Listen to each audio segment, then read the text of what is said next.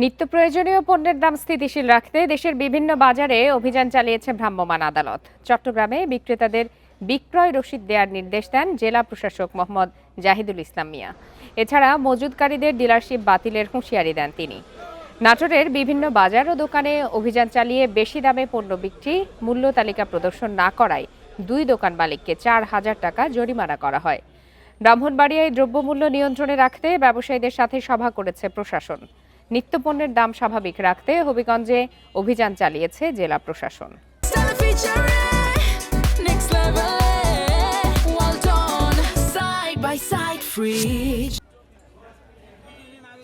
ডিম, দুধ এবং মাংস একটা বাজার মূল্যের চেয়ে কম মূল্যে 5টি জায়গায় তারা সেল করছে। এর বাইরে টিসিবি তারা 20টি পয়েন্টে 20টি ট্রাক সেল করছে।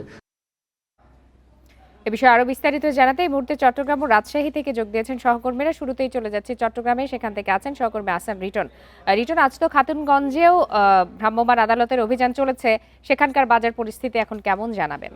দেখুন, আমরা অতীতে যেটি দেখেছি সেটি হচ্ছে রমজান আসার সাথে সাথে চট্টগ্রামের আমরা ভোগ্যপণ্য বলি কিংবা শাকসবজি বলি, সব কিনে আসলে দামের যে হিড়িক সেটি বাড়ে।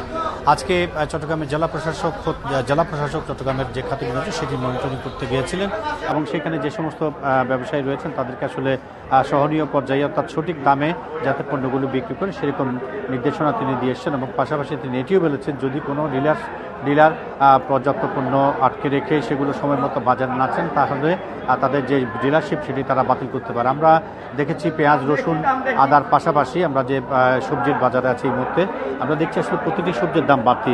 আপনি জানেন যে রমজানের একটি বড় রকমের মানুষের চাহিদার জিনিস যেটি হচ্ছে লেবু। আমরা দেখছি চট্টগ্রামে একটি 1 ডজন লেবু 30 থেকে 300 থেকে 350 টাকা বিক্রি হচ্ছে, অর্থাৎ একটি লেবুর দাম হচ্ছে সেক্ষেত্রে 30 থেকে 35 টাকা।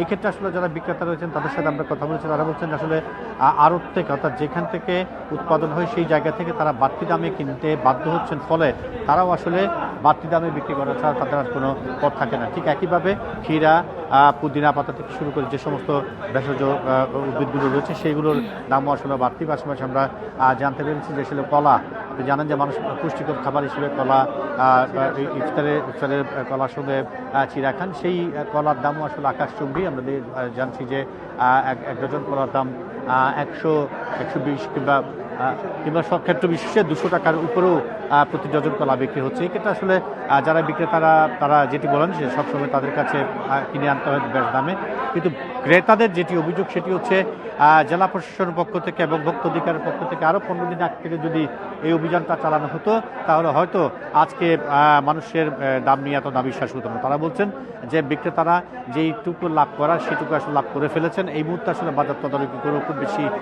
ফল হবে না।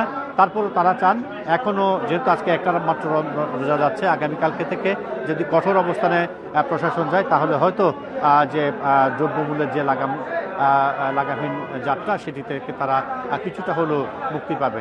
এক্ষেত্রে বিক্রেতাও, আমরা অনেক খুচরা বিক্রেতার সাথে কথা বলছি, তারাও একই কথা বলছেন। তারা বলছেন হঠাৎ করে জিনিসের দাম যখন তারা বাড়তি দামে বিক্রি করতে চান সেক্ষেত্রে ক্রেতাদের সঙ্গে তাদের এক ধরনের বাকবিতণ্ডা হয়, কিন্তু তারা কোনোভাবেই তাদেরকে বোঝাতে পারেন না যে বাড়তি দামে কিনতে হয়েছে বলে তাদেরকে বাড়তি দামে বিক্রি করতে হচ্ছে। জি হাসান রিটন, আপনি আমাদের সাথেই থাকুন। এবারে চলে যাচ্ছে রাজশাহীতে, সেখান থেকে আছেন সহকর্মী মুস্তাফিজুর রহমান। মুস্তাফিজ, সারা দেশেই তো ভোগ্যপণ্যের দাম বেড়ে গেছে, সেক্ষেত্রে রাজশাহীর বাজার কেমন এবং দ্রব্যমূল্য নিয়ন্ত্রণে রাখতে কোনো ধরনের তদারকি আপনার চোখে পড়েছে কিনা?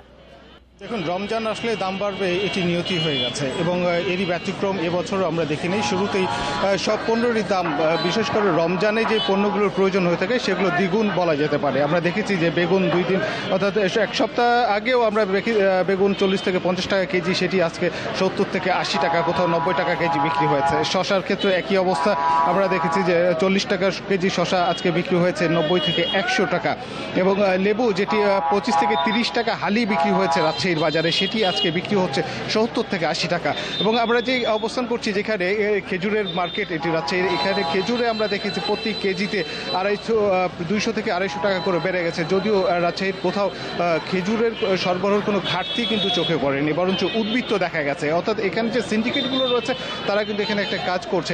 মূলত এখানে বলা যায় এখানে যারা ক্রেতারা রয়েছেন তারা বলছিলেন যে মূলত যারা খেজুর ব্যবসায়ী রয়েছেন সবচেয়ে বেশি খেজুর বেচা কিনা হয়ে থাকে মূলত এই রমজান মাসে। এই রমজান রমজানকে কেন্দ্র করে খেজুরের মার্কেটটা চাঙ্গা হয়ে থাকে এবং এই ব্যবসার সঙ্গে যারা সম্পৃক্ত তারা মূলত এই সময়টাকে, এই মাসটাকে বেছে নেন যে তাদের সারা বছরের ব্যবসা যেন এই এক মাসেই তারা করবেন, অর্থাৎ এই সময়টাই তারা যতটা পারেন তাদের যে মুনাফা সেটি তারা নেওয়ার জন্য চেষ্টা করে থাকেন। এখন মনিটরিং যে ব্যবস্থা আমরা দেখেছি যে রাজশাহীতে এখন পর্যন্ত কোনো মনিটরিং কোনো অভিযান এখন পর্যন্ত ভোক্তা অধিদপ্তর থেকে শুরু করে বা সরকারি যে সংস্থাগুলো রয়েছে তাদের কোনো অভিযান এখন পর্যন্ত বাজারে পরিলক্ষিত হয়নি। তবে সাধারণ ক্রেতা যারা রয়েছেন তারা বলছেন যে এই বিষয়ে সরকারের কঠোর নজরদারি বা সরকারের হস্তক্ষেপ এখানে প্রয়োজন। তো এই ছিল রাজশাহীর বাজার থেকে সর্বশেষ।